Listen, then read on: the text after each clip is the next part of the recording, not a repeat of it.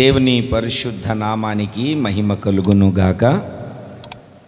మహోన్నతుడు, మహోపకారి, మహాగణుడు, మన రక్షకుడైన యేసుక్రీస్తు అతి శ్రేష్టమైన నామములో ఈ ఆరాధన కూడి వచ్చిన మీ అందరికీ నా హృదయపూర్వకమైన వందనాలు చెల్లిస్తూ ఉన్నాను.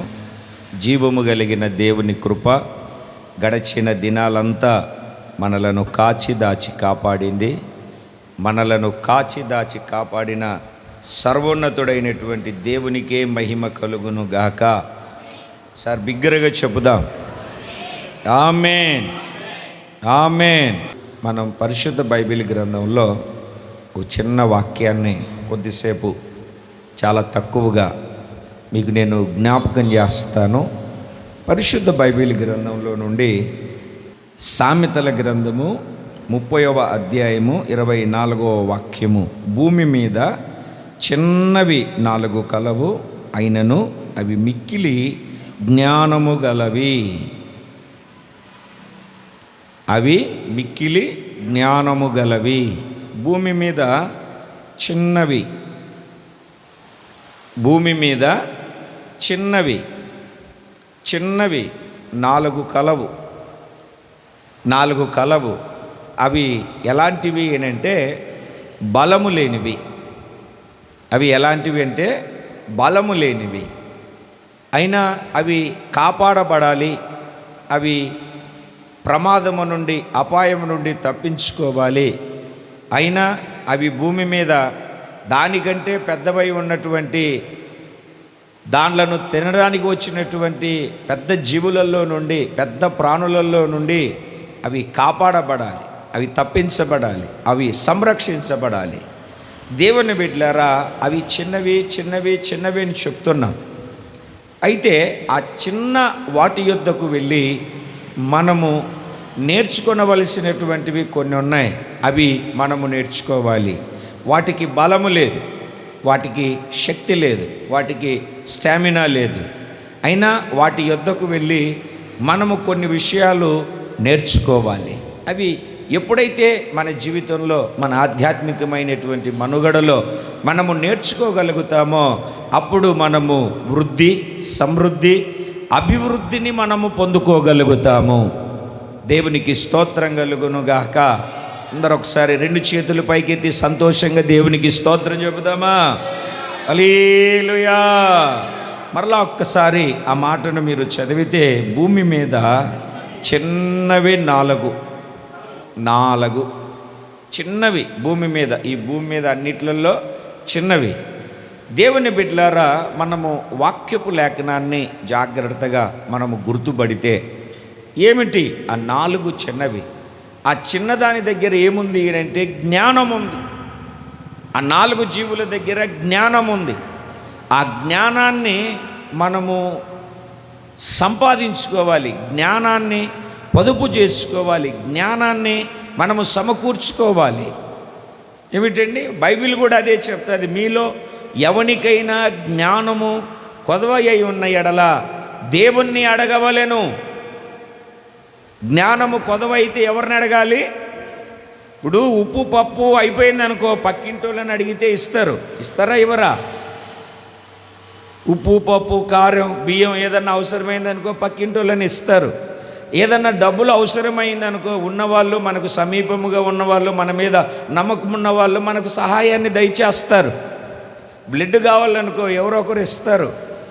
ఒకవేళ అంతకు మించి అవయవ దానం ఎవరికైనా కావాలంటే ఎవరైనా ఇస్తారు. అయితే జ్ఞానము ఎక్కడుంటి మనకు వస్తుంది? ఎక్కడ మనము జ్ఞానాన్ని సంపాదించుకోగలుగుతాము అని అంటే దేవుని ద్వారా మాత్రమే మనము జ్ఞానాన్ని సంపాదించుకుంటాము. సొలొమోను కూడా దేవుణ్ణి అడిగాడు. బలి అర్పించి ప్రార్థన చేసుకొని పడుకున్నాడు. పడుకున్న తర్వాత కలలో దేవుడు వచ్చి, ఏమి కోరుకుంటున్నావు నువ్వు? ఏం కావాలి నా ద్వారా నీకని అన్నప్పుడు, వెండి బంగారాలు, ఐశ్వర్యాలు, రాజ్యాలు, భోగభాగ్యాలు కోరుకుంటాడేమో అని చూస్తే ఆయన అవి కోరుకోలే. అయ్యా, నీ ప్రజలను సమపాలల్లో నేను పాలించాలి. అయినా నీ ప్రజలను పాలించడానికి ఏ పాటి వాడయ్యా మనుష్యుడు? నీ ప్రజలను పరిపాలించే జ్ఞానాన్ని, తెలివిని, వివేచనను నాకు దయచేయమని అడిగాడు. ఆ జ్ఞానాన్ని, వివేచనను, తెలివిని అడిగినందున దేవుడు అతన్ని ప్రార్థనను, అతని ఆలోచనను మెచ్చి భూమి మీద నీ వంటి జ్ఞానము కలిగిన వాడు ముందు తరములో కానీ రాబో తరములో కానీ ఉండడు అని జ్ఞానాన్ని దయచేశాడు దేవుడు. దేవునికి స్తోత్రం కలుగునుగాక.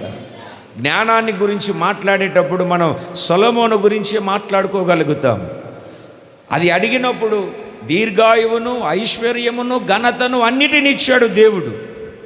జ్ఞానము మన దగ్గర ఉంటే, జ్ఞానము మనము సంపాదించుకుంటే, జ్ఞానము కలిగి మనము నడిపించబడితే ఐశ్వర్యము, ఆస్తి, అంతస్తు, దీర్ఘాయువు అన్నీ మన దగ్గరికి పరిగెత్తుకుంటూ వచ్చేస్తాయి. అడిగింది జ్ఞానాన్ని. సొలొమోను అడిగింది జ్ఞానాన్ని. అడగకుండా వచ్చినవి దీర్ఘాయువు, ఐశ్వర్యము, ఘనత, ఇవన్నీ అడగకుండానే వచ్చేసాయి. జ్ఞానము ఉంటే, జ్ఞానము కలిగి ఉంటే, జ్ఞానముతో మనము నింపబడితే, జ్ఞానము కలిగి మనము ముందుకు సాగితే అడగకుండానే ఇవన్నీ మన వెంట వచ్చేస్తాయి. దేవునికి స్తోత్రం కలుగునుగాక. హల్లెలూయా. ఏమిటండి, బైబిల్లో ఇంకొక మాటను కూడా నేను మీకు గుర్తు చేస్తాను. బుద్ధి జ్ఞానముల సర్వ సంపదలు ఆయన యందు గుప్తమై ఉన్నాయి, అంటే దాచబడి ఉన్నాయి. ఇప్పుడు మీరు యేసు ప్రభుని కలిగి ఉన్నారనుకోండి, అంటే యేసు ప్రభుడు అంటే యేసు ప్రభు పూట కనపడినా ఏం కనపడినా అని ముద్దు పెట్టుకోవడం కాదు. నేను ఎప్పుడు మీకు చెప్తా ఉంటాను, బస్సు ఎక్కిన వెంటనే ఒక డ్రైవర్ గారు ఏమిటండి యేసు ప్రభు ఫోటో పెట్టుకున్నాడు. అక్కడ బస్సు ఎక్కడంతోనే అగరబత్తులు వెలిగించి ఆ ఫోటో చుట్టూరు తిప్పేసి ఆ ఫోటో దగ్గర చిన్నది ఏదో ఉంటే అందులో గుచ్చి తర్వాత బస్ స్టాండ్లో నుండి బస్సు స్టార్ట్ చేసి ఆ బస్ స్టాండ్ దాటిన తర్వాత ఇక సిగరెట్ వెలిగించాడు. అగరబత్తి వెలిగించినప్పుడు అంతా ఎంత భక్తి ఉందో ఈయన గారికి. ఎంత భక్తి లేకుంటే ఇంత నిష్టగా బస్సులో కూడా అగరబత్తులు వెలిగించి ఫోటో చుట్టూ తిప్పి, ఏదో ఆయనకున్నటువంటి జ్ఞానం, ఆయనకున్నటువంటి ఆసక్తి, మనం ఏం చేస్తాంలే అనుకుంటే ఆ బస్సు కొంచెం మూవ్ అయిన తర్వాత సిగరెట్ తాగుతున్నాడు. ఆ సిగరెట్ అయిపోయి కొద్దిసేపు అయిన తర్వాత గుట్కా వేసుకుంటున్నాడు. ఒక 30-40 కిలోమీటర్లు వెళ్ళేసరికి మరలా బస్సు పక్కన ఆపేసి అక్కడ ఏదో షాప్ ఉంటే షాపులోకి లేదో తాగేసి వచ్చేస్తున్నాడు. అది కాదు దేవుని బిడ్డలారా, దైవ భయము, దైవాసక్తి. అంటే యేసు ప్రభు ఫోటో పెట్టుకొని ముద్దు పెట్టి అగరబత్తులు వెలిగించినంత మాత్రాన జ్ఞానాన్ని మనం సంపాదించుకోలేం. ప్రభువులో ఉన్నట్టు కాదు. ఒక పరిశుద్ధత, ఒక పవిత్రత, దేవుని యొక్క సన్నిధిలో, దేవుని యొక్క సముఖములో చేరిన మనమందరము కలిగి ఈ ఆత్మీయ యాత్రలో ఎక్కడ మనము త్రొట్టెళ్లకుండా ప్రభువు కొరకు, ప్రభు యొక్క మార్గాలలో, ప్రభు యొక్క నిత్య రాజ్యమునకై రాకడలో నిలిచి ఉండి సాగడానికి మనము దైవాసక్తి కలిగినటువంటి వారమై ముందుకు కొనసాగించబడాలి. దేవునికి స్తోత్రం కలుగునుగాక. చెప్పాలి, 2 చేతులు పైకెత్తి సంతోషంగా హల్లెలూయా, హల్లెలూయా. అదే దేవుని యొక్క వాక్యాన్ని మనం చదువుతూ ఉన్నప్పుడు, మనం జ్ఞాపకం చేసుకుంటూ ఉన్నప్పుడు చక్కటి విషయాలు పరిశుద్ధాత్ముడు మనతో మాట్లాడుతూ వస్తాడు. దేవుని పరిశుద్ధ నామానికి మహిమ కలుగునుగాక. గత దినాల్లో నేను పక్షుల దగ్గరికి వెళ్ళి పక్షులను గూర్చి విచారించి తెలుసుకొనుడి అని చెప్పుకుంటూ వచ్చాను. పక్షుల ద్వారా, ఆకాశ పక్షుల ద్వారా కొన్ని విషయాలు మనం నేర్చుకోగలిగాం. ఎందుకు వీటన్నిటినీ మనకు చూపిస్తూ అక్కడ నేర్చుకోమంటున్నాడు అని అంటే, ఆ పక్షులకు ఆత్మ లేని, ప్రాణము, దేహము కలిగినటువంటి వాటి విషయంలో అవి దేవుణ్ణి మెప్పించగలిగేంత, దేవుని గ్రంథములో వ్రాయబడగలిగేంత రీతిగా అవి ఆకర్షించబడ్డాయి. అంటే దానిలో ఏదో ఒక ప్రత్యేకత ఉంది. భూమి మీద 4 చిన్నవి ఉన్నాయి. ఎన్ని ఉన్నాయండి? మిక్కిలి అవి మిక్కిలి జ్ఞానము కలిగినటువంటివి. వాటి దగ్గర మనం నేర్చుకొనవలసినటువంటి జ్ఞానం ఏమిటి? వాటి దగ్గర మనము సమకూర్చుకొనవలసినటువంటి జ్ఞానము ఏమై ఉన్నది? వాక్యపు లేఖనాన్ని మనము జాగ్రత్తగా గమనించగలిగితే మొట్టమొదటిది ఇదే సామెతల గ్రంథంలో మనం చదువుతాము. సామెతల గ్రంథము 30వ అధ్యాయము 25వ వాక్యాన్ని మనము చదివితే, చీమలు బలము లేని జీవులు అయినను అవి వేసవిలో తమ ఆహారమును సిద్ధపరచుకొనును. చీమలు ఎవరండి? చీమలు. చీమలు బలము లేనివి, దానికి బలము లేదు, బలము లేదు. కావాలంటే మీరు వెళ్ళి టెస్ట్ చేయండి. మీరు కాళ్ళతో నలిపిన, చీపుడుతో ఊడి చేసిన, లేకుంటే ఇటువంటి ఫ్యాన్ పడుకోబెట్టి కొంచెం స్పీడ్ ఎక్కువ పెట్టినా కొట్టుకెళ్ళిపోతాయి. చీమల దగ్గరికి వెళ్ళాలి. చీమల దగ్గరికి వెళ్ళి మనం ఈరోజు ఒక జ్ఞానాన్ని మనము నేర్చుకోగలగాలి, ఒక జ్ఞానాన్ని మనము సంపాదించుకోగలగాలి. ఇదే సామెతల గ్రంథము 6వ అధ్యాయము 6వ వాక్యాన్ని మనము జాగ్రత్తగా చదవగలిగినప్పుడు, సోమరి చీమల యొద్దకు వెళ్ళుము, వాటి నడతలు కనిపెట్టి జ్ఞానము తెచ్చుకునము. వాటి నడతలు కనిపెట్టి, చీమల నడతలను, చీమల యొక్క నడవడికను, చీమల యొక్క జీవన శైలిని, చీమలు ప్రవర్తిస్తూ ఉన్నటువంటి ఆ ప్రవర్తనను మనము కనిపెట్టి, మనము గుర్తుపట్టి జాగ్రత్తగా మనము చీమల యొద్దకు వెళ్ళి మనము నేర్చుకొనవలసినటువంటివి, వాటి నడతలను కనిపెట్టి, ఒక్కొక్కసారి మనము లేకుంటే వేరే వాళ్ళని కానీ, లేకుంటే వేరే వాళ్ళు మనలను కానీ ఒక్కొక్క మాట అంటూ ఉంటారు. వాణ్ణెన్న చూసుకొని బుద్ధి తెచ్చుకోలేకపోయావా? వీణెన్న చూసుకొని జ్ఞానాన్ని తెచ్చుకోలేకపోయావా అంటారా? అనరా అండి? మనం కూడా ఎన్నిసార్లు అని ఉంటాం. అయితే ఇప్పుడు చీమలను చూసి, ఇవి భూమి మీద ఉన్న చిన్న జీవులే. ఇప్పుడు నేను చెప్పే వాటన్నిటిలో చిన్న జీవి చీమ. ఆ చీమల దగ్గరికి వెళ్ళి వాటి నడతలను కనిపెట్టు. కాసేపు సీరియళ్ళు చూడడం, సినిమాలు చూడడం, సెల్ ఫోన్తో ఆడుకోవడం, సెల్ ఫోన్లు మాట్లాడుకోవడం కాస్త పక్కన పెట్టి, కాస్త వాక్యం మీద మనస్సు పెట్టి ఆ చీమలను చూసి ఏం నేర్చుకోవాలి అన్నటువంటి విషయం మీద మన మనస్సు పెడితే, మన ఆలోచన పెడితే, పరిశుద్ధాత్మ దేవుడు మనకు బోధించవలసినవన్నీ బోధించి మనతో మాట్లాడతాడు. దేవునికి స్తోత్రం కలుగునుగాక. చీమల యొద్దకు వెళ్ళి వాటి నడతలను కనిపెట్టు. వాటి నడతలను కనిపెట్టు. ఎందుకంటే వాటి నడతల ద్వారా నీకు జ్ఞానము కలుగుతుంది, నీకు ఆలోచన కలుగుతుంది. చిన్నప్పుడు స్కూల్లో మాస్టర్ చెప్పేవాడు, రైలు ఇంజిన్ తెలుసు కదండి. రైలు తెలుసా మీకు అందరికీ? మాట్లాడట్లేదు మీరు. రైలు తెలుసా? రైలు ఎలా కనిపెట్టాడంటే మా మాస్టర్ చెప్పేవాడు, అన్నం వండుతూ ఉంటే అన్నం వండుతూ ఉన్నారు కదా, అన్నం వండినప్పుడు అన్నం మీద మూత పెడతారు కదండి. మూత పెట్టినప్పుడు ఆ పొంగు వచ్చినప్పుడు ఆ మూత కదులుతుంది కదా. ఆ మూత కదిలే ఆ మూమెంట్ను బట్టి రైలు ఇంజిన్ను కనిపెట్టాడండి. మనం ఎప్పుడు వండుతాం, మనం చేసుకుంటాం అని పక్కన పడేస్తాం. మీరు ఒకటి గమనించండి, మీకు దేవుడు మంచి ఆలోచన ఇచ్చాడు. ఇదే సామెతల గ్రంథంలో మనుషుని ఆలోచన లోతైన బావిలో నీళ్ళ లాంటిదంట. దాన్ని చేదుకోవడం మన చేతగాక వాళ్ళు చెప్పినట్టు వీళ్ళు చెప్పినట్టు విని ఏమిటండి, ఎన్నో గొప్ప గొప్ప పనులు చేసిన వాళ్ళు కూడా మనుషులే.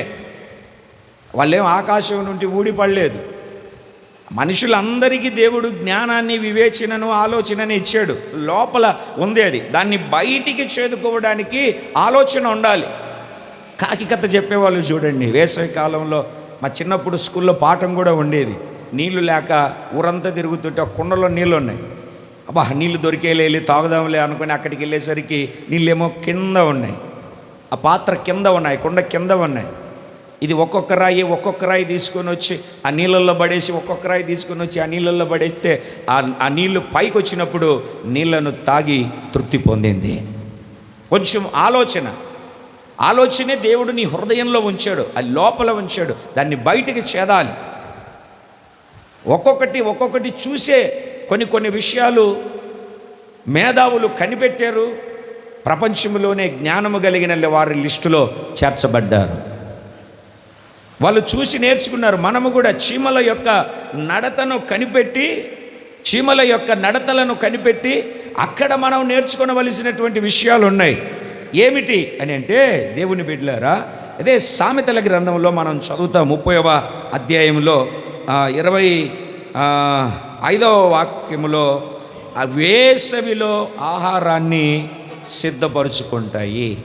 ఇదే మాటను ఇందాక చదివాము. సామెతల గ్రంథము 6వ అధ్యాయము 8వ వాక్యాన్ని మనం చదివినప్పుడు వేసవి కాలమందు ఆహారమును సిద్ధపరచుకొనును, కోతకాలమందు ధాన్యమును కూర్చుకుంటాయి. కోతకాలమందు ధాన్యాన్ని కూర్చుకుంటాయి, వేసవి కాలమందు ఆహారాన్ని సిద్ధపరుచుకుంటాయి. చూడండి, అంటే మెలకువగలిగినటువంటి స్థితి రాబోవు ఉపద్రవమునందు. కాస్త తలలు పైకెత్తుతారా? ఇక్కడ మనం ఏం చదువుతున్నామంటే వేసవి కాలము, కోతకాలం అంటే వర్షాకాలం అనుకోండి. ఒక మాటలో చెప్పాలంటే వర్షాకాలంలో ఈ చీమలు ఎక్కడికైనా వెళ్ళడానికి అవకాశం ఉంటుందా? ఎక్కడికి బయటికి వెళ్ళినా నీళ్ళల్లో కొట్టుకెళ్ళిపోతాయి. అందుకని వర్షాకాలంలో బయటికి వచ్చే అవకాశం ఉండదు. వర్షాకాలంలోనే విత్తనాలు విత్తుతారు. కోతకాలంలో కోత కోస్తారు. ఈ కోతలన్నీ ముగించేసరికి ఇదిగో అదిగో అనేసరికి ఏమొస్తుంది? వేసవి కాలం వస్తుంది. ఇప్పుడు వేసవి కాలం వరదలు రావు, ఏమి రావు. ఆ టైంలో ఇవేం చేస్తాయి అంటే ధాన్యాన్ని కూర్చుకొని వేసవి కాలంలో ఆహారాన్ని సిద్ధపరుచుకుంటాయి. ఇవి శ్రమించే జీవులు, వీటికి శ్రమపడే తత్వం ఎక్కువ. ఒక చీమ 1 కేజీ ఉందనుకోండి, ఉదాహరణకి 55 కేజీల బరువును లాగుతుందంట. మనం 70 కేజీలు ఉన్నా 50 కేజీల బరువును లాగడానికి ఆపసోపాలు పడతాం. అంతెందుకు, కట్ట బియ్యం కూడా మనం ఇంట్లోకి తీసుకురాలేం. ఎవడో తీసుకొని రావాలి, అది ఇంట్లో తీసుకొని వచ్చి మనకు పెట్టాలి. అవునా కాదా? దేవునికి స్తోత్రం కలుగునుగాక. చెప్పాలి కొంచెం గట్టిగా. ఇంతకుముందు స్టీల్ ప్లేట్లు ఉండేవి, చాలా బరువు ఉండేవి, పెద్ద ప్లేట్లు. ఇప్పుడు మొత్తానికి ప్లాస్టిక్ దాకా వచ్చాం. ప్లాస్టిక్ కూడా కాదు, పేపర్ ప్లేట్లలో లేకొచ్చాం. ఓ బ్రదర్ ఇంట్లోకి వెళ్ళాను నేను. ఉండు బ్రదరు, నేను భోంచేసి వస్తాను. సరే నేను కూర్చుంటానని కూర్చున్నాను. అతడు ఈ పేపర్ ప్లేట్లు ఉంటాయి చూడండి, బఫీ ప్లేట్లు, దాంట్లో తింటున్నాడు. ఏం బ్రదర్ మీ ఇంట్లో ప్లేట్లు లేవా? ఎవడు అడుగుతాడండి? మళ్ళీ పని కదా, ఎవరు అడుగుతాడు? ఇదైతే తీసి అక్కడ పడేయచ్చు. అంటే ఎంత సోమరులు అయిపోయారో చూడండి, ఎంత బద్ధకస్తులు అయిపోయారో చూడండి. నాకు తెలిసి చాలామంది పొద్దున్నే టిఫిన్లు వేయట్లేదు, హోటల్ నుండి తెచ్చుకుంటున్నాను. అవునా కాదా? ఎందుకంటే బద్ధకం ఎక్కువైపోయింది. నేను ఇప్పుడు లేలేండి, తలపోటుగా ఉంది, రాత్రి అంతా సీరియల్ చూశాను కదా, 12 అయింది రాత్రి పడుకునేసరికి, నా వల్ల కాదు, వెళ్ళి హోటల్కి వెళ్ళి తీసుకునిరా. జ్ఞానం లేని పనులు అన్నమాట ఇవన్నీ. ఎక్కడికో వెళ్ళావు, వచ్చావు, అవకాశం లేదు, ఆకలేస్తుంది, తప్పదు అటువంటి పరిస్థితుల్లో. ఎక్కడన్నా ఈయన గారు బయటికి వెళ్ళాడు అనుకోండి, ఏ భీమవరమో లేకుంటే నరసాపురం ఎక్కడైనా, సరే వస్తున్నా కదా, వచ్చేటప్పుడు ఆ పలావ్ తీసుకొనిరా. ఏం వండుతావు ఇప్పుడు? దేవుని బిడ్డలారా, వాక్యాన్ని జాగ్రత్తగా మనం గమనిస్తే ఇవి సిద్ధపరుచుకుంటున్నాయి. అంటే రాబోవు దినమునకు వర్షాకాలం వస్తుంది, అప్పుడు ఆహారము దొరకదు. ఆహారము సంపాదించుకోవడానికి నేను వెళ్ళాను అనుకోండి, నేను కూడా బ్రతకను, నా పరిస్థితి కూడా తలక్రిందులైపోద్ది అని చెప్పి, ఇది వేసవి కాలమునకు, కోతకాలమునకు ఆహారమును సిద్ధపరచుకొని సమకూర్చుకొని, ఆహారము దొరకని కాలములో ఇది ఆహారాన్ని నిల్వ చేసుకొని పెట్టుకొని అందరూ పస్తులతో అల్లాడిపోతూ ఉంటే, ఇది సమృద్ధిగా ఆహారాన్ని దాచుకొని ఆహారము దొరకని కాలమునకు సమకూర్చుకొని సమృద్ధిగా భుజిస్తూ ఉంటుంది. చెప్పండి, 2 చేతులు పైకెత్తి చెప్పండి, చెప్పాలి గట్టిగా, హల్లెలూయా. ఆహారాన్ని సమకూర్చుకుంటుంది.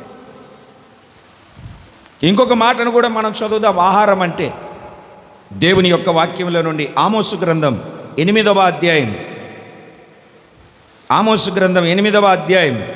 11వ వాక్యం, రాబోవు దినములందు దేశములో నేను క్షామము పుట్టింతును, అది అన్నపానములు లేకపోవుట చేత కలుగు క్షామము కాక యెహోవా మాటలను వినకపోవుట వలన కలుగు క్షామముగా ఉండును. ఇదే యెహోవా వాక్కు.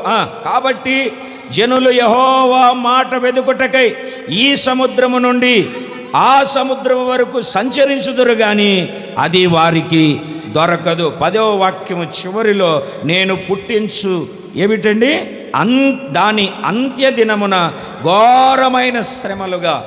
ఒక శ్రమల దినమున వాక్యము దొరకని ఒక కాలం రాబోతుంది. వాక్యము దొరకని ఒక కాలము రాబోతుంది, శ్రమల కాలం. వాక్యము దొరకని ఆ కాలమునకు నువ్వు ఏమవ్వాలి అంటే వాక్యాన్ని సమృద్ధిగా సమకూర్చుకొని సిద్ధపరుచుకొని నీ దగ్గర ఉంచుకోగలగాలి. దేవునికి స్తోత్రం కలుగును గాక. చెప్పాలి, 2 చేతులు పైకెత్తి అందరూ ఒకసారి బిగ్గరగా హల్లెలూయా. సోమరి చీమల యొద్దకు వెళ్ళు. మరలా చదవండి, సామెతల గ్రంథము 6వ అధ్యాయము 6వ వాక్యం. సోమరి చీమల యొద్దకు వెళ్ళుము, వాటి నడతలను కనిపెట్టి జ్ఞానమును తెచ్చుకొనుము. వాటి నడతలను కనిపెట్టి జ్ఞానాన్ని తెచ్చుకో. అవి ఎట్లాగున్నాయి, వాటి నడతలు ఏ విధంగా ఉన్నాయి అంటే, ఆహారము దొరకని కాలమున, క్షామ కాలమునకు అవి ఆహారాన్ని సమకూర్చుకుంటూ ఉన్నాయి, సిద్ధపరుచుకుంటూ ఉన్నాయి, రెడీ చేసుకుంటూ ఉన్నాయి. ఆహారము దొరకని కాలమున. చూడండి, మీకు ఇంకొక మాటను కూడా అక్కడ చదివిస్తాను. పరిశుద్ధ బైబిల్ గ్రంథంలో 7వ వాక్యాన్ని చదవండి. వాటికి న్యాయాధిపతి లేకున్నాను, పై విచారణకర్త లేకున్నాను, అధిపతి లేకున్నాను. ఈ ముగ్గురు లేరు.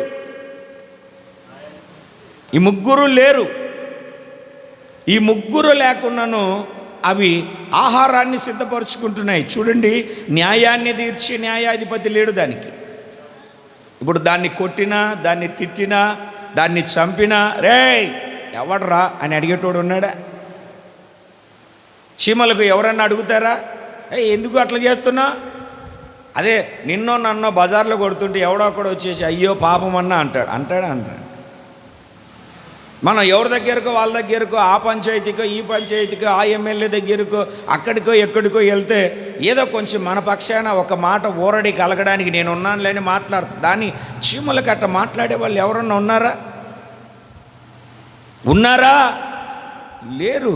న్యాయాధిపతి లేడు, విచారణకర్త.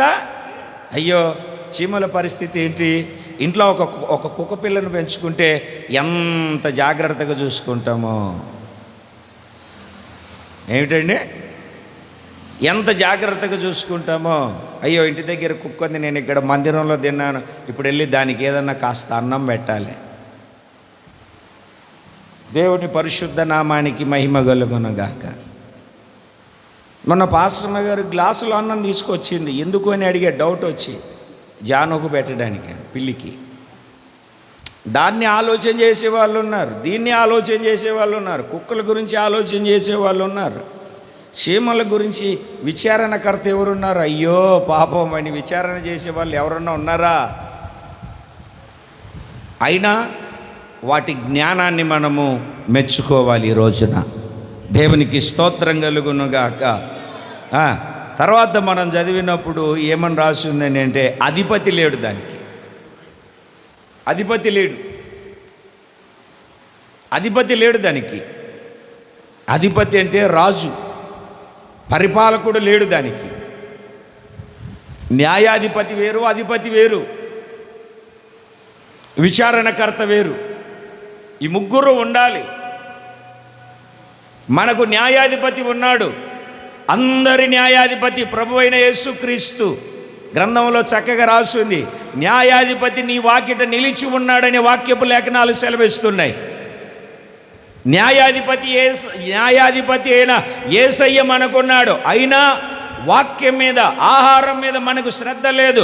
రాబోవు క్షామకాలమును మనము తప్పించుకొని నిత్యత్వమునకై సిద్ధపరచబడు దేవుని యొక్క రాజ్యానికి రాకడకు సిద్ధపడే ఆహారాన్ని సమకూర్చుకునే అనుభవం లేదు మనకు. మీకు ఇంకొక మాటను చెప్పనా, 10 మంది పెళ్లి కుమారుని ఎదుర్కోవడానికి వెళ్ళారు. 10 మంది నిద్రపోయారు. పెళ్లి కుమారుడు వస్తున్నాడని శబ్దం ఎక్కువైపోయింది. అందరూ లేచారు. దివిటీలు బగబగమని మకమకలాడుతూ ఆరిపోవడానికి సిద్ధంగా ఉన్నాయి.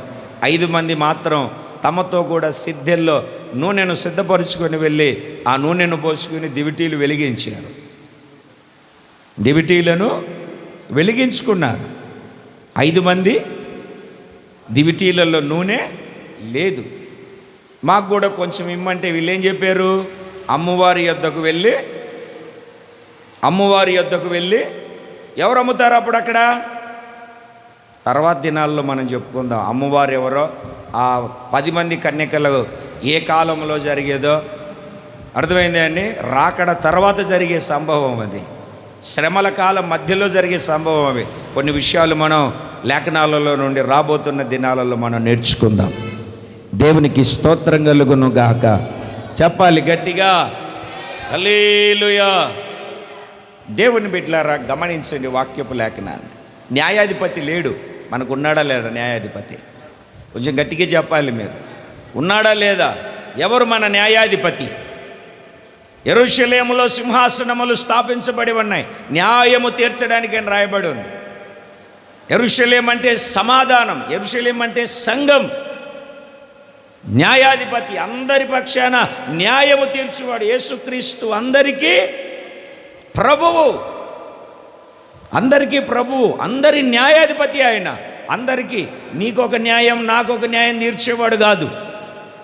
లోకంలో ఉన్న న్యాయాధిపతుల దగ్గరికి వెళ్ళండి, లంచం ఇస్తే న్యాయాన్ని అన్యాయంగా, అన్యాయాన్ని న్యాయంగా మార్చగలిగినటువంటి వాళ్ళు. నా యేసయ్య అలాంటి వాడు కాదు. మనకు ఒక న్యాయాధిపతి ఉన్నాడు, న్యాయము తీర్చువాడు ఉన్నాడు. దేవునికి స్తోత్రం కలుగును గాక. చెప్పాలి కొంచెం గట్టిగా. రెండవది విచారణకర్త. విచారణకర్త అంటే పరిశుద్ధాత్మ దేవునికి గుర్తు. విచారణకర్త, ఆయన్నే ఆదరణకర్త అంటాడు. ఆ ఆత్మ మీ మీదికి వచ్చినప్పుడు ఆదరణకర్త ద్వారా మీరు నింపబడినప్పుడు, ఆదరణకర్త మీ యొద్దకు వచ్చినప్పుడు మిమ్ములను సర్వసత్యములోనికి నడిపిస్తాడు. విచారణకర్త ఎందుకు అని అంటే మనకు నష్టం కలగకుండా, మనకు బాధ కలగకుండా, మనం పడిపోకుండా, జారిపోకుండా మనలను గురించి విచారించి సురక్షితముగా చేరవలసిన గమ్యస్థానానికి చేరడానికి. దేవునికి స్తోత్రం కలుగును గాక. చెప్పాలి ఒకసారి 2 చేతులు పైకెత్తి. విచారణకర్త ఎవరండి? విచారణకర్త చెప్పాను కదండి. చెప్పండి, ఆ మాటను చెప్పడానికి ఏముంది? ఎక్కడికో వెళ్ళిపోయినట్టు. న్యాయాధిపతి యేసయ్య, విచారణకర్త పరిశుద్ధాత్ముడు, అధిపతి తండ్రి అయినటువంటి దేవుడు. మహత్తు కలిగినటువంటి మాట ద్వారా కలగజేసిన కృప కలిగినటువంటి దేవుడు ఆయన. ఎవరు వసింపరాని తేజస్సులో నివసించువాడు సర్వోన్నతుడైనటువంటి దేవుడు ఆయన. దేవునికి స్తోత్రం కలుగును గాక. మహాకాశములు సైతము పట్టజాలని దేవుడు. మహాకాశములు ఆకాశమే ఇంత ఉందంటే మహాకాశమే అంత ఉంటుంది. మనం చూసి ఆకాశమే అంత ఉంది. రేపు ఆకాశం కూడా ఇప్పుడు ఈ బరకాన్ని మడతేసినట్టు, చాపను చుట్టేసినట్టుగా ఇప్పుడు చేపలను మడత పెడుతున్నాయి. ఇంతకుముందు ఏంటంటే చేపలు వచ్చాయి. ఏం చేపలు అంటారు దానిలో? ఇక ఆ చేపలను మడత పెట్టాం, మనం చుట్టేస్తాం. అట్లాగా ఈ ఆకాశం కూడా చుట్టివేయబడే రోజు రాబోతుంది. మహాకాశం ఎట్లా ఉంటుంది? దేవుని బిడ్డలారా, వాక్యాన్ని గమనించండి. అధిపతి ఆయన మనకు. అలా సైన్యములకు అధిపతి అయిన ఆ దేవుని స్తుతించెదము. ఆయన అధిపతి, అన్నిటికీ అధిపతి ఆయన. అన్నిటినీ ఆయన కలగజేసి సమస్తమును కొనసాగించువాడు. దేవునికి స్తోత్రము కలుగును గాక. చెప్పాలి, రెండు చేతులు పైకెత్తి. త్రియేక దేవుని యొక్క సంకల్పములో మనము నడిపించబడుతూ ఉన్నా, త్రియేక దేవుని యొక్క ప్రణాళికలో మనము ముందుకు కొనసాగించబడుతూ ఉన్నా, మనము మాత్రము జ్ఞానము కలిగి నడిపించబడలేకపోతూ ఉన్నాము. న్యాయాధిపతి మనకున్నాడు, విచారణకర్త మనకున్నాడు, అధిపతి మనకు ఉన్నాడు. ఈ త్రియేక దేవుని యొక్క సంకల్పము మనలో ఉన్నా, మరలా ఇప్పుడు మనము చీమల దగ్గరికి వెళ్ళి జ్ఞానాన్ని సంపాదించుకోవాల్సి వస్తుంది. రేపు శ్రమల కాలంలో వాక్యము దొరకదు. వాక్యము దొరకని ఒక కాలము రాబోతూ ఉంది. దేవుని బిడ్డలారా, అంతటి భయంకరమైనటువంటి దినాలలో ఇప్పుడు నాస్తికులు పరిపాలిస్తున్నటువంటి కొన్ని దేశాలు ఉన్నాయి. అక్కడ బైబిల్ పట్టుకోవడం తప్పు, బైబిల్ చదవడం తప్పు, బైబిల్ ప్రకటించడం తప్పు. ఇటువంటి భయంకరమైనటువంటి దినాలు రాబోతున్న దినాలలో రాబోతూ ఉన్నాయి. వాటన్నిటిలో నుండి మనము తప్పించబడాలి అంటే దేవుని యొక్క వాక్యాన్ని మనము ఇప్పుడు సంపాదించుకోవాలి, వాక్యాన్ని సమకూర్చుకోవాలి. వాక్యం కోసం మనం ప్రయాసపడాలి. వాక్యం కోసం మనము ఆతురత కలిగి ఎంత వాక్యము దొరికితే అంత. రాత్రి చెప్పాను కదా నేను, ఒక పశువు గడ్డి దొరికినప్పుడు దాన్నంతా తినేసి వెళ్ళి ధ్యానం చేస్తూ, అంటే నెమరు వేస్తూ, ఆ లోపల ఉన్న దాన్ని బయటికి తెచ్చుకొని నెమరు వేస్తూ ఏ రకంగా ఉంటుందో, ఒక తల్లి అయినటువంటి యేసు తల్లి అయినటువంటి మరియలాగా హృదయంలో పోసుకొని తలపోసుకున్నట్టుగా. దేవునికి స్తోత్రం కలుగునుగాక. చెప్పండి, రెండు చేతులు పైకెత్తి బిగ్గరగా హల్లెలూయా. వాక్యాన్ని సంపాదించుకోవాలి, సిద్ధపరుచుకోవాలి. వాక్యమే మనలను నిత్యత్వములోనికి నడిపించి నిత్య రాజ్యానికి మనలను సిద్ధపరుస్తుంది.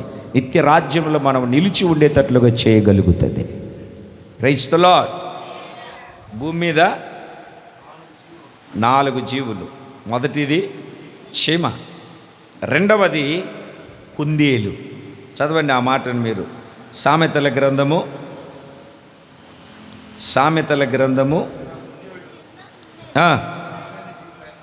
బలము లేని జీవులు అయినను అవి పేటు సందులలో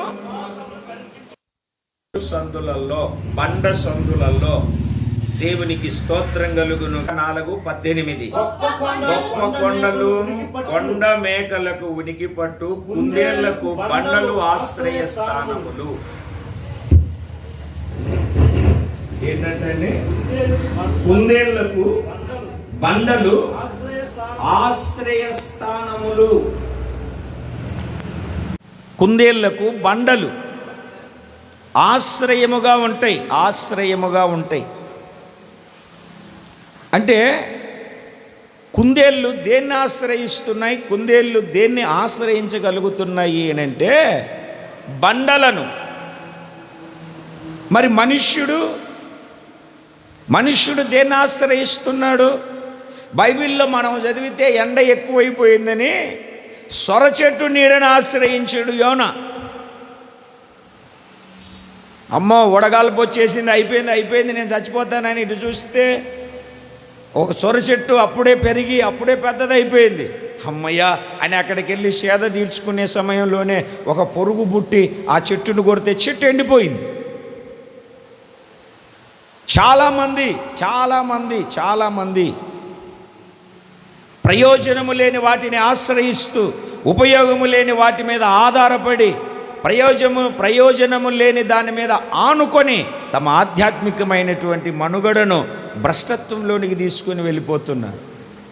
కుందేలును అవి పెంచుతూ ఉన్నప్పుడు, అవి చూస్తూ ఉన్నప్పుడు ఎంత ముద్దుగా ఉంటాయో దానిని గురించి జ్ఞానియగు సొలొమోను మాట్లాడుతూ ఉన్నాడు. భూమి మీద 4 చిన్న జీవులు ఉన్నాయి, వాటిని చూసి మనం నేర్చుకోవాలి. వీటికి బలం లేదు. ఎదురాడి యుద్ధం చేసాయి ఎవరితోనన్నా కుందేళ్ళు? యుద్ధం చేసేయా? వచ్చి మాట్లాడేయా? లేదు. చిన్న జీవులు అయినా దాని గురించి మాట్లాడే.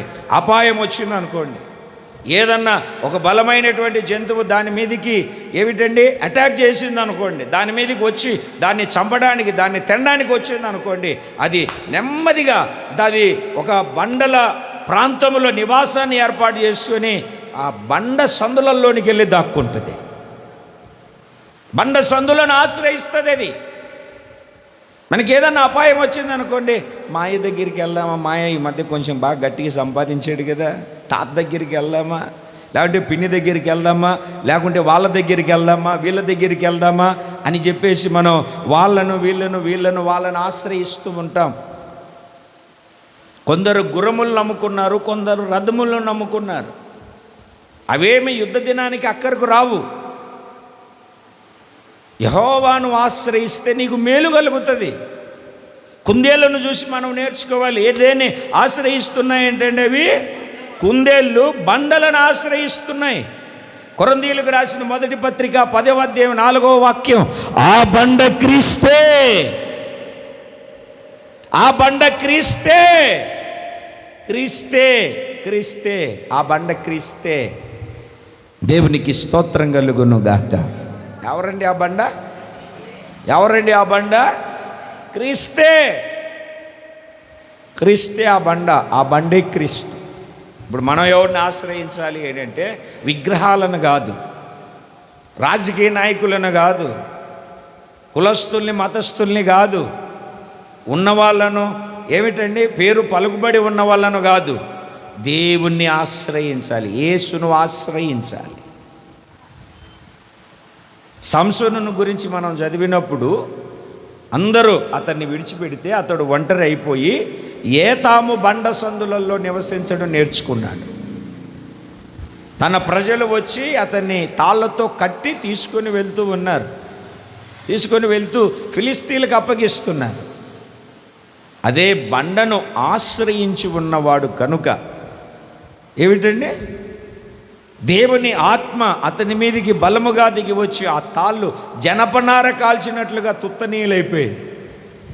నారను గాలిస్తే బూడిది కూడా మిగలదు, గాలి కొట్టుకెళ్ళిపోతుంది జనపనార బూడిద. అతన్ని కట్టేసినటువంటి తాళ్ళు ఆ రకంగా దేవుని ఆత్మ ఆయన మీదికి బలముగా దిగి వచ్చినప్పుడు అలాగ జరిగింది. ఎందుకంటే ఆయన బండను ఆశ్రయించాడు. ఆ బండ క్రీస్తు. ఆ క్రీస్తు శత్రువులకు అప్పగించబడేటప్పుడు తన రక్త సంబంధికులు ఆయన కట్టి తీసుకెళ్ళి శత్రువులకు అప్పగిస్తున్నాడు. అయితే అంతకాలము ఆ బండను ఆశ్రయించి ఉన్నాడు గనక ఆ బండ ద్వారా కలిగిన ఫలము పరిశుద్ధాత్మతో ఆయన నింపబడి దేవుని ఆత్మ ఆయన మీదికి బలముగా దిగి వచ్చినందున ఆ కట్టబడినటువంటి తాళ్ళు జనపనార వలె మార్చబడ్డాయి.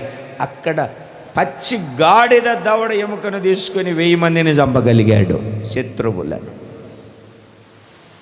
బండ సందును ఆశ్రయిస్తే మనకు బలము కలుగుతుంది. ఆ కొరింథీ పత్రికలోనే వెంబడించిన బండలోనిదే మనము పానీయము చేసాము, ఒక బండలోనిదే తాగాము మనం అందరం అంట. ఈ క్రొత్త నిబంధనలో కూడా మనం ఒక బండలోనిదే. దేవునికి స్తోత్రం కలుగును గాక. ఆ బండ క్రీస్తే. సంతోషంగా చెప్పాలి.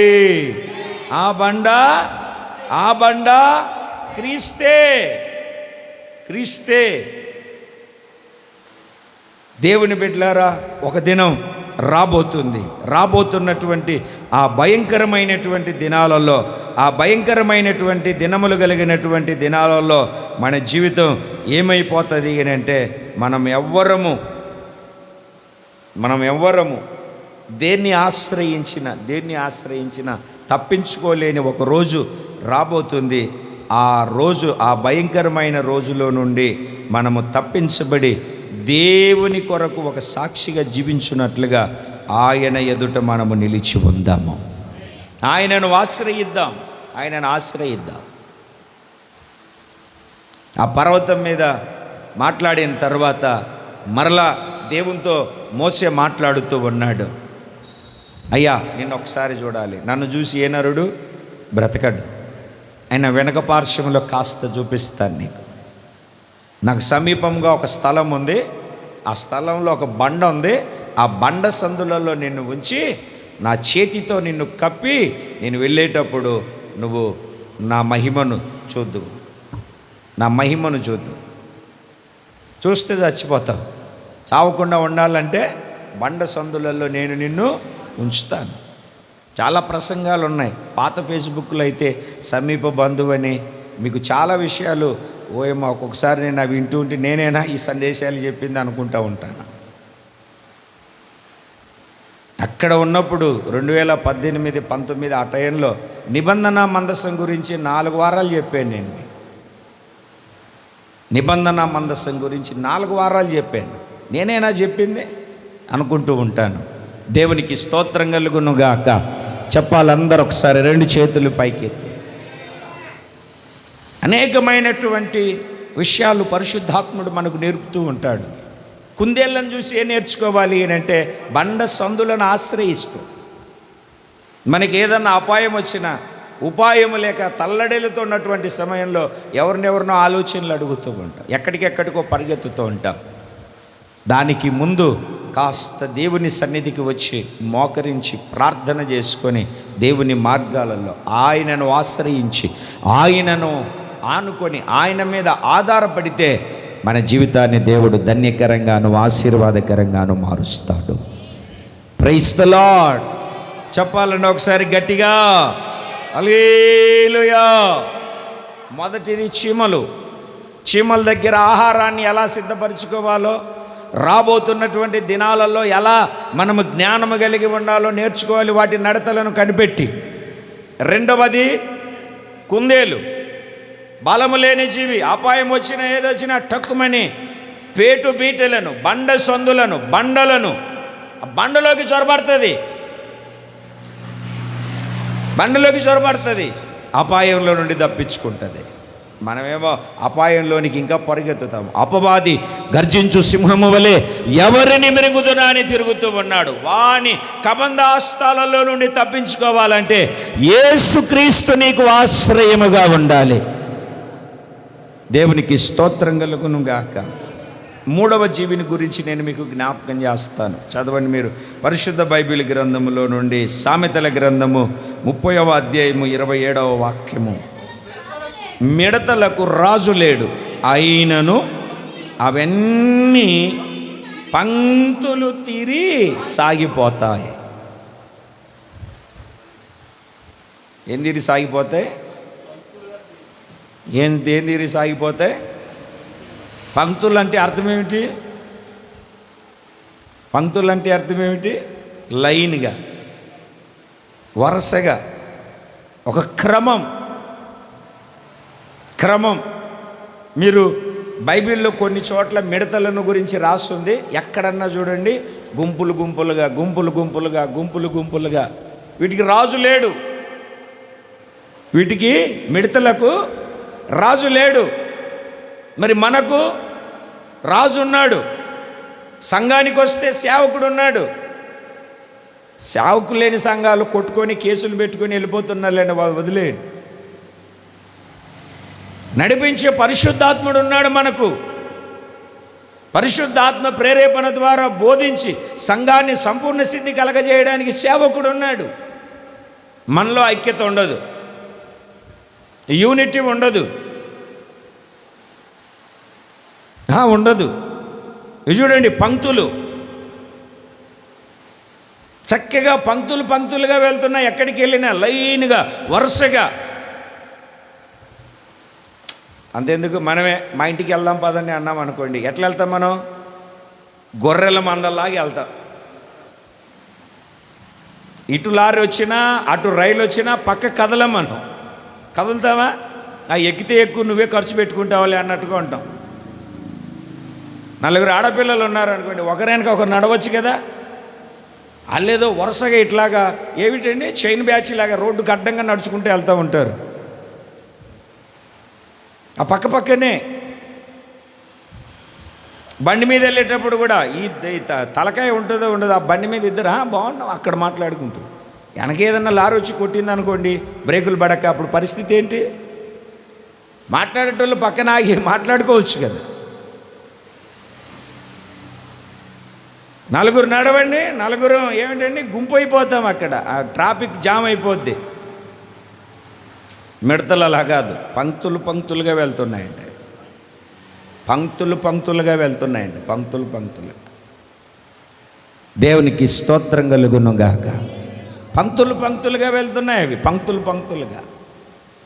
దానికి రాజు లేడు అంటే ఇవి ఐక్యత కలిగి జీవిస్తూ ఉన్నాయి. వీటిలో ఐక్యత ఉంది, వీటిలో ఒక క్రమం ఉంది, వీటిలో ఒక పద్ధతి ఉంది, ఒక మర్యాద ఉంది. చూడండి ఒకసారి మిడతలను చూడండి, లైన్గా వెళ్తూ ఉంటాయి, క్రమముగా వెళ్తూ ఉంటాయి, క్రమముగా వెళ్తూ ఉంటాయి. మనలో చదవండి ఆ మాటను ఒకసారి. ఎవరు లేడండి? రాజు లేడు, అయినా అవన్నీ పంక్తులు తీరి సాగిపోతాయి. సాగిపోవడం అంటే వెళ్ళడం అని, సాగిపోవడం అంటే వెళ్ళడం అని వెళ్తూ ఉన్నాయి. రాజు లేడు. మనకు పరిశుద్ధాత్ముడు ఉన్నాడు, మనకు సేవకుడు ఉన్నాడు. అయినా మనం ఒక క్రమానికి కానీ, ఒక పద్ధతికి కానీ, అర్థమవుతుంది అండి, ఒక నడిపింపుకి కానీ పొరపాటును కూడా రాం. మనం ఏక్ నిరంజన్, మందంతా మేక స్వభావం. చాలా ఉన్నాయి 30వ అధ్యాయంలో, మీకు చాలా విషయాలు చెప్పాలి. జాడలు కనబడినవి 4 ఉన్నాయి.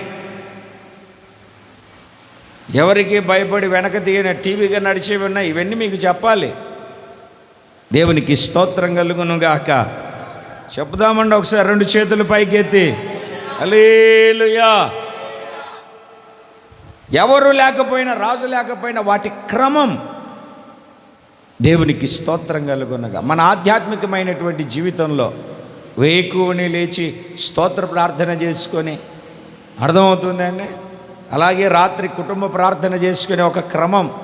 సమయం దొరికినప్పుడల్లా కళ్ళబొల్లి మాటలు, కల్పనా కథలు, అక్కడికి ఇక్కడికి వెళ్ళి, కొందరికి ఏ పని లేదనుకోండి బస్టాండ్లోకి వెళ్ళి బజ్జీలైన మేస్తారు, కానీ పొరపాటును బైబిల్ తీరు. రాత్రి సీరియల్ రాదనుకోండి, సాయంత్రం 4 అయిపోయింది అనేది కొట్టుకునేది, ఫైటింగ్ అన్న చూస్తారు, కానీ ఏదో ఒకటి టీవీలో చూడాలి, సెల్ ఫోన్లో చూడాలి, కానీ ప్రార్థన చేసుకోవడం కానీ, వాక్యం చదువుకోవడం కానీ, వాక్యానుసారం ఒక క్రమ పద్ధతిలోనికి, ఒక క్రమములోనికి రాదు. యేసు ప్రభువు అదే అంటాడు, అక్రమము చేయువారలారా నా ఇద్దరు నుండి వెళ్ళండి. అయ్యా నీ నామములో ప్రవచనాలు చెప్పామయ్యా, నీ నామములో దయ్యాలలో కొట్టామయ్యా, నీ నామములో స్వస్థతలు చేసామయ్యా, మీరెవరో నాకు తెలియదు పోమ్మంటాడు. అన్నీ ఉన్నాయి కానీ క్రమము లేదు. అందుకే అక్రమము, క్రమం తప్పడమే అక్రమము. అక్రమము చేయువారలారా నా యుద్ధ నుండి తొలగిపోండి. యెషయా గ్రంథంలో చక్కగా రాసింది, నా ఆవరణములు తొక్కడానికి మిమ్మల్ని రమ్మన్నది ఎవడు? ఎవరు రమ్మన్నారండి మిమ్మల్ని అని మాట్లాడతాడు ఆయన.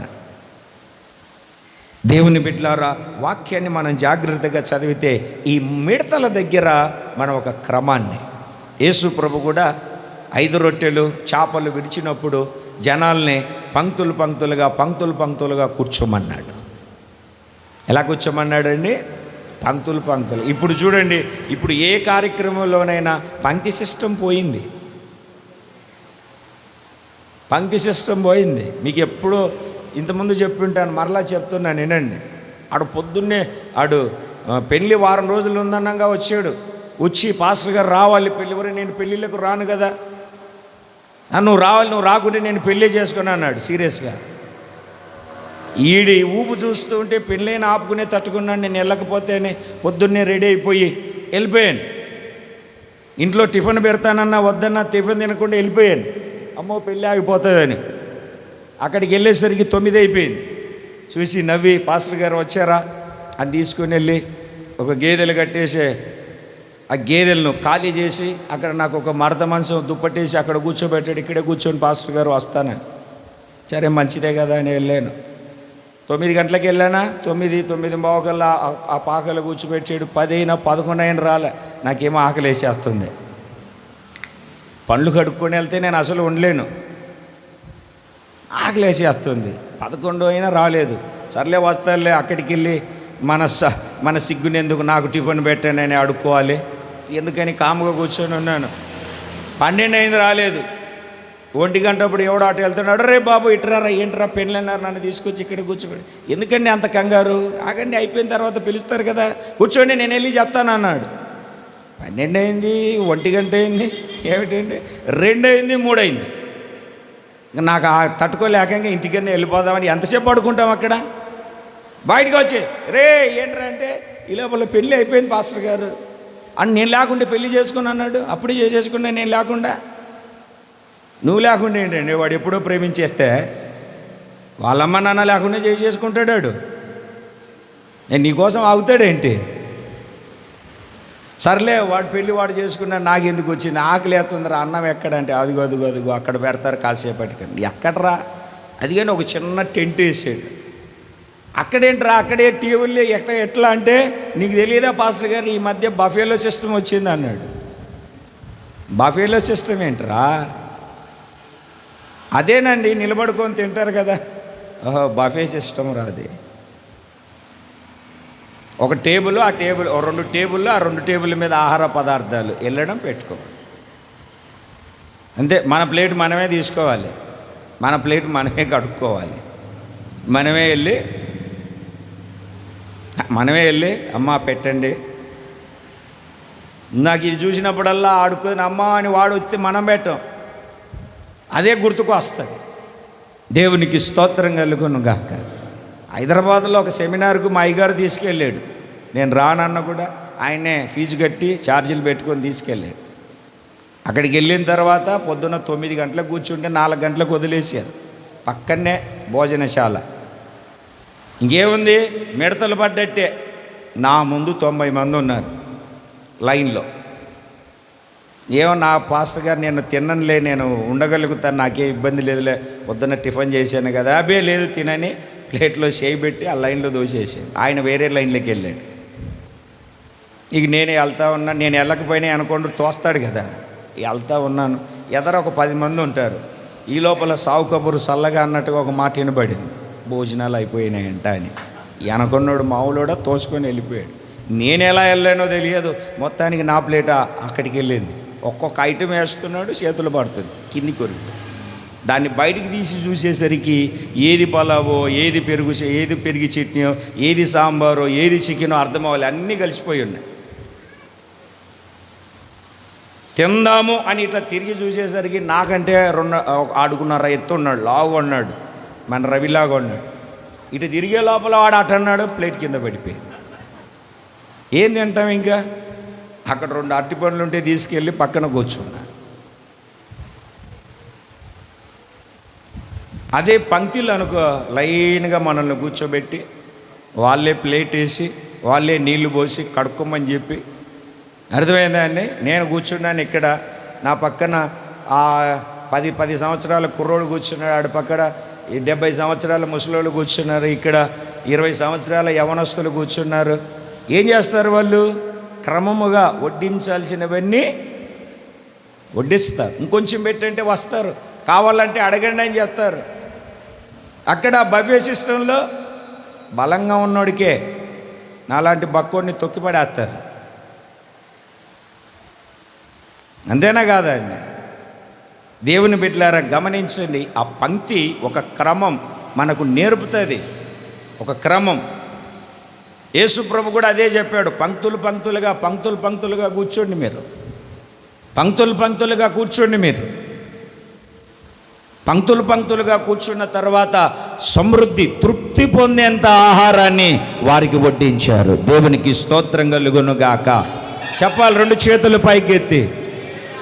వాళ్ళు తిని తృప్తి పొందిన తర్వాత మిగిలిన ముక్కలు 12 గంపలెత్తారు. ఎన్ని గంపలు ఎత్తారండి? 12 గంపలు ఎత్తారు.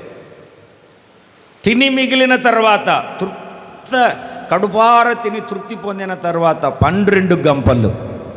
దేవునికి స్తోత్రం కలుగును గాక. చెప్పాలి 2 చేతులు పైకెత్తి సంతోషంగా.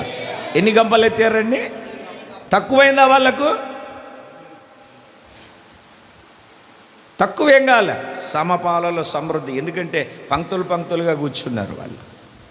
మన ఆధ్యాత్మికమైనటువంటి జీవితంలో ఆ బఫేలాగా ఎక్కడి పడితే అక్కడికి ఎగబడి వెళ్లకుండా మనకు ఒక సామెత ఉంది ఆ పంక్తిలో, వడ్డించేవాడు మనవాడైతే వచ్చేస్తుంది. మీరు ఎక్కడికో వెళ్ళిపోయి ఏదో చేసి మీకోసం ఏదో చూస్తున్నారు, ఏదో ఫోటో తీయించుకుంటామని చాలామంది ఎగబడి వెళ్ళిపోతూ ఉంటారు. దానివల్ల మీకు మిమ్మల్ని పట్టించుకునేవాడు కూడా ఉండరు అక్కడ.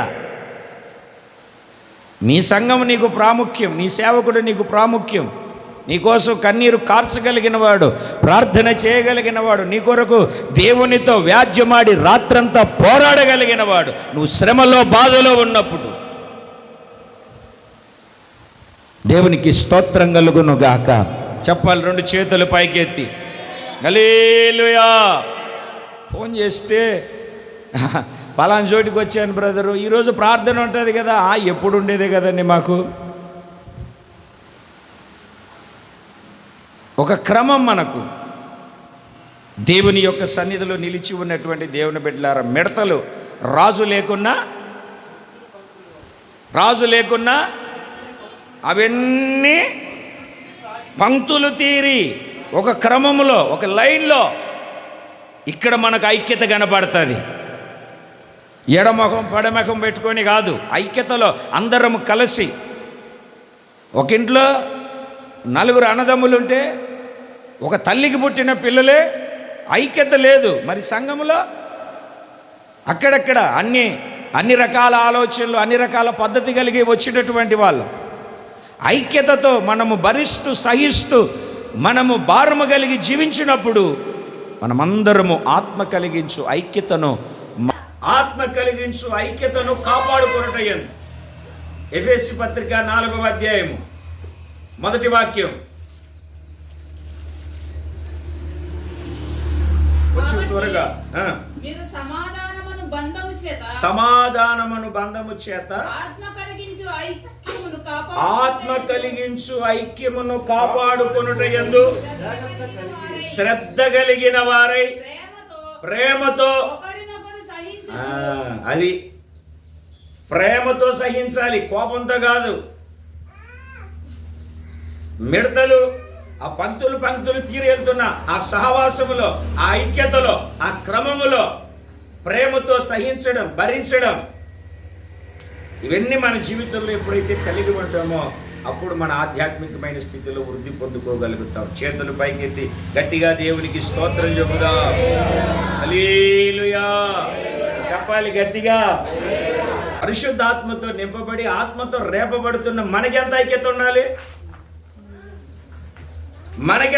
ఉండాలి?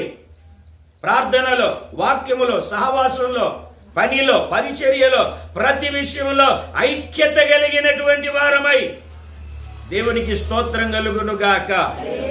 ఆత్మ కలిగించు ఐక్యతను కాపాడుకొనుటయందు శ్రద్ధ గలవారమై ప్రేమతో ఒకరినొకడు సహించుచు మీరు పిలువబడిన పిలుపునకు తగినట్లుగా దీర్ఘశాంతముతో కూడిన సంపూర్ణ వినయముతోను సాత్వికముతోను నడుచుకొనవలెనని ప్రభువును బట్టి మిమ్ములను బ్రతిమిలాడుకొనుచున్నాను. ఎన్ని మాటలు ఉన్నాయండి అక్కడ.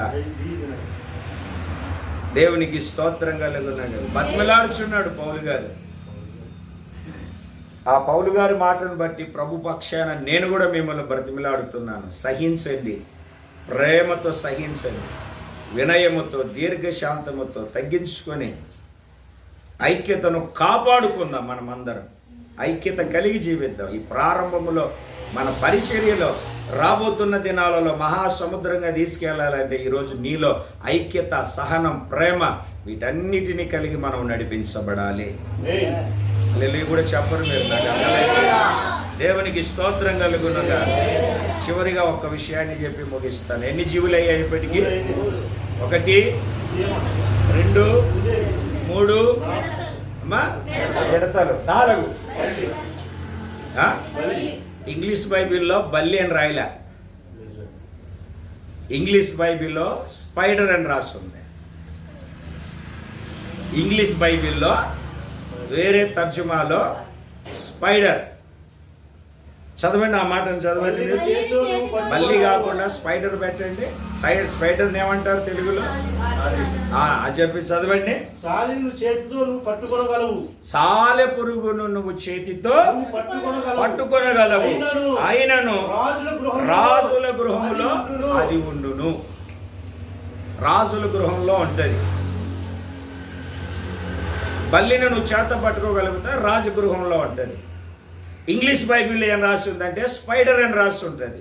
మీరు బైబిల్ యాప్ను డౌన్లోడ్ చేసుకొని చదివినా మీకు అక్కడ చక్కగా కనపడుతుంది. దేవునికి స్తోత్రం కలుగును గాక.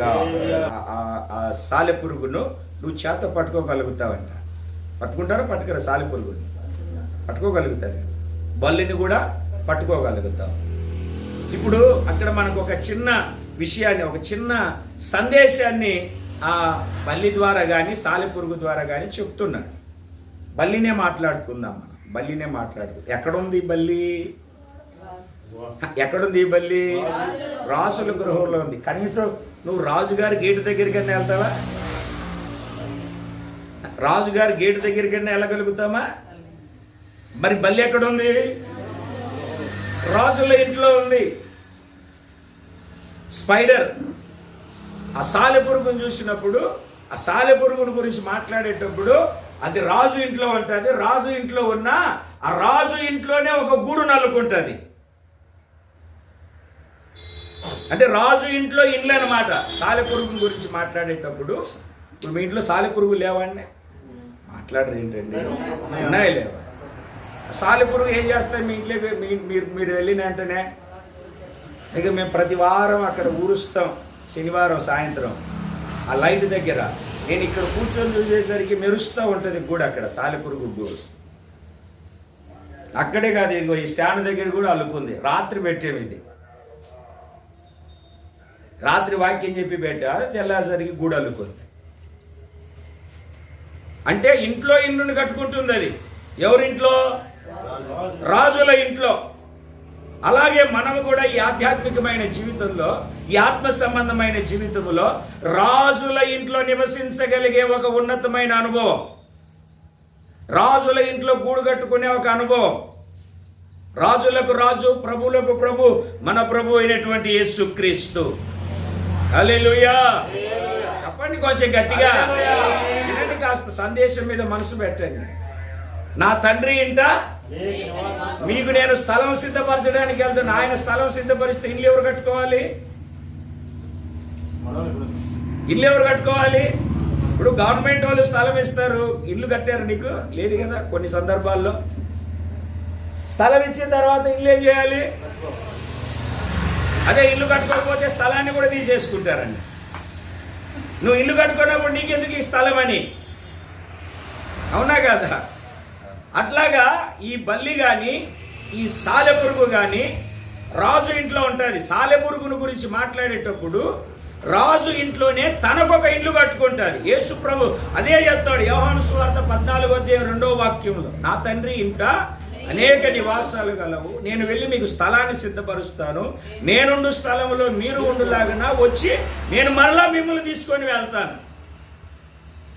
నేను వచ్చి మరలా మిమ్మల్ని తీసుకొని వెళ్తాను. ఇది రాజు గృహం, మందిరం, దేవుని సన్నిధి.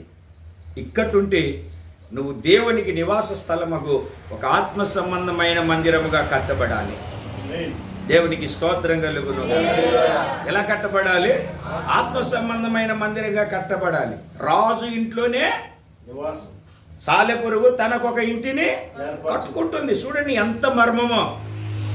రాజు ఇంట్లోనే ఒక ఇంటిని కట్టుకుంటుంది. అలాగే పరలోక రాజ్యంలో మనకు ఒక ప్రత్యేకమైనటువంటి స్థానాన్ని సంపాదించుకోవాలి. ఇక్కడ మనం ప్రయాసపడగలగాలి, ఇక్కడ సిద్ధపరచబడగలగాలి. దేవునికి స్తోత్రం కలుగును గాక. అక్కడికి వెళ్ళిన తర్వాత చూసుకుంటానంటే అక్కడేముండదు. ఇక్కడే అన్ని సిద్ధపరచుకోవాలి, ఇక్కడే అన్ని రెడీ చేసుకోవాలి. అక్కడికి వెళ్ళిన తర్వాత స్థిరంగా నువ్వు నిలిచి ఉండగలవు. 4 చిన్న జీవులు. మొదటిది, రెండవది, మూడవది, నాలుగవది సాలెపురుగు. సాలెపురుగు. దేవుని బిడ్డలారా, చీమల దగ్గర రాబోతున్న భవిష్యత్తును గురించిన ఒక ప్రణాళిక కలిగి ఉండాలి. తర్వాత కుందేల దగ్గర దేన్ని ఆశ్రయించాలో దేన్ని ఆశ్రయించకూడదు మనము జ్ఞానము కలిగి ఉండాలి. ఏది మనకు ప్రయోజనకరమో ఏది ప్రయోజనకరము కాదో ఆలోచన కలిగి ఉండాలి. మూడవది మిడతలు, అక్కడ ఒక క్రమం, అక్కడ ఒక సహవాసం, అక్కడ ఒక యూనిటీ నేర్చుకోవాలి. నాలుగవది సాలెపురుగు, రాజు ఇంట్లోనే మరలా దానికి సపరేట్గా ఇల్లు. మనం వెళ్తే కూర్చోమని కూడా కూర్చోమన్నారు కొందరు, ఎందుకు వచ్చావు అంటారు కదా. ఇది ఏకంగా రాజు ఇంట్లోకి వెళ్ళి ఒక గూడును కట్టుకుంటాం. అలాగే రేపు పరలోకంలో మనం దేవుని రాజ్యంలో మనకు ఒక స్థలాన్ని సిద్ధపరిచిన యేసయ్యకు ఒక ఇల్లు కట్టుకోవాలి. అందుకే యేసయ్య మీరు ఇక్కడ ధనాన్ని కూర్చుకోవద్దు, అక్కడ కూర్చుకోండి అన్నాడు. అక్కడ కావాలి కదా మనకు. దేవునికి స్తోత్రం కలుగును. ఇంకా చాలా విషయాలు చెప్పాలని ఉంది, సమయం అలాగ సాగిపోతుంది. దేవునికి స్తోత్రం కలుగును. ప్రార్థన చేసుకుందాం, అందరూ మోకరించండి.